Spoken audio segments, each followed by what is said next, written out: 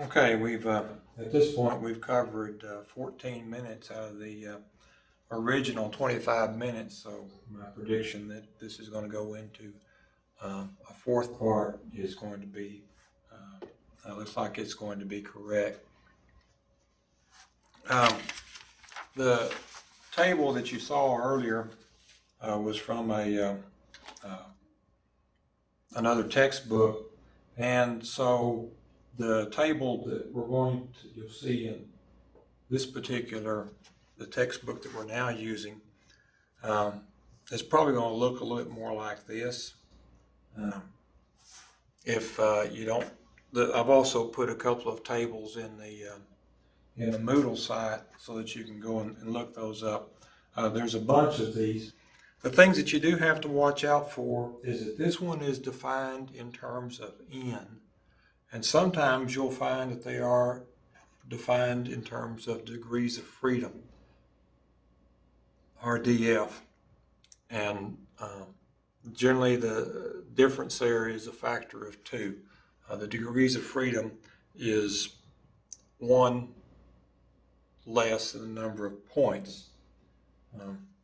And then the other point that I'd like to make on this is if we go down to the bottom of this table, and you see that down here where the sample size is like 1,000, get down here where you can see that, sample size is like 1,000, then the R values that are significant, this last column is at the 0.01 level, is 0.08. Remember we talked about the R squared value.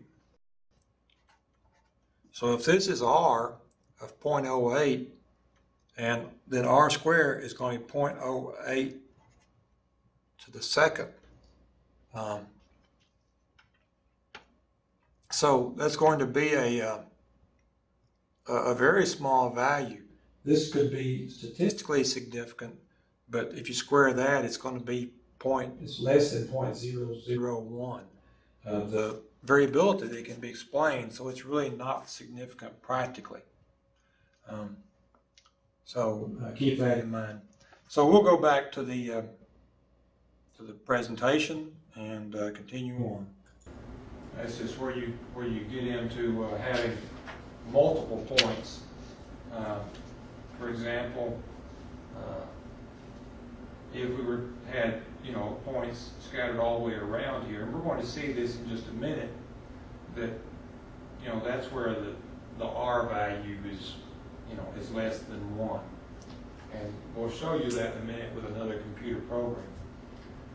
So as you go down, you can see that if you get down to say 30, then a significance level of an R value of 0.361 or greater would be significant at the 0.05 level, and 0.463 would be significant at the 0.10 level.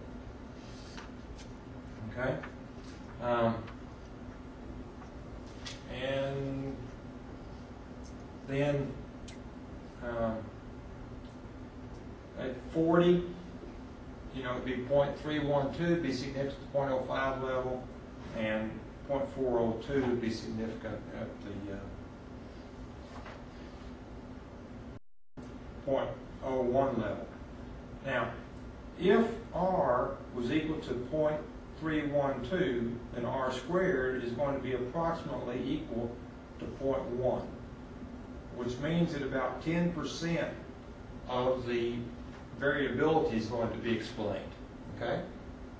And in the situation here, where we have 0.402, just sort of rounding it off, then your R squared is going to be 0.16, so that means that only 16% of the variability is going to be explained. So sometimes you can have a significant value, but in practical significance, since it only explains 10% of the variability, it's not quite as useful to you.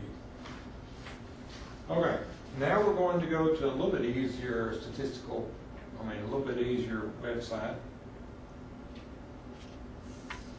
It's called istics.net/stat/put points, and again the capitals are important here.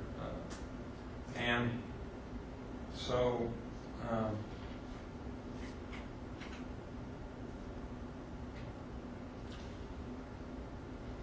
let's send that one away, and let's use this one. Now, putting points, and we'll switch over here. So hopefully you can see this website. Basically what we're going to do is if we put a point, I'm just going to click here, put a point there.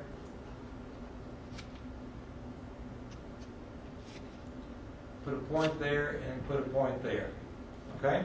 And you can see that the correlation up here, hopefully you can see this is 1.0 with 2 points, and that gives me the graph of the line, the regression graph. So I'm going to put another point here, and here, and here, and here, and here, and here, and here. And you can see that my correlation changes. Now this is still a positive correlation. Okay, well, let's be a little bit deviant here. And let's put a point over here. And you can see where I had a correlation of about 0.9, and now my correlation is 0.54. So this one outlier really affected it quite a bit. So I'm going to go and erase that one. Okay, I'm back at 0.9945. So as I let me put some more points here. 0.9945, now we're at 0.894, 0.68, 0.5971. As we put these points over here, you can see that it starts changing things. We can put some points out here, way out here. Now, instead of having a positive relationship, I've actually got a negative relationship. I put some points down here, and it really turns out to be a negative relationship. Okay? So you can see that as you go through and put points on this, it's going to affect your correlation. It's just a fun little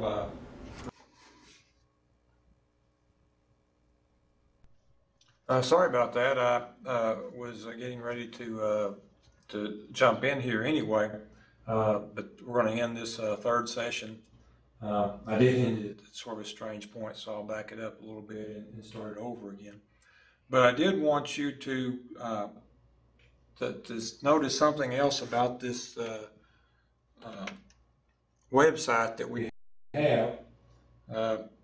Again, over here on this side is a plot that shows the residuals. And you can see that in a few minutes I'm going to put on a plot that has something like, that has some points like this.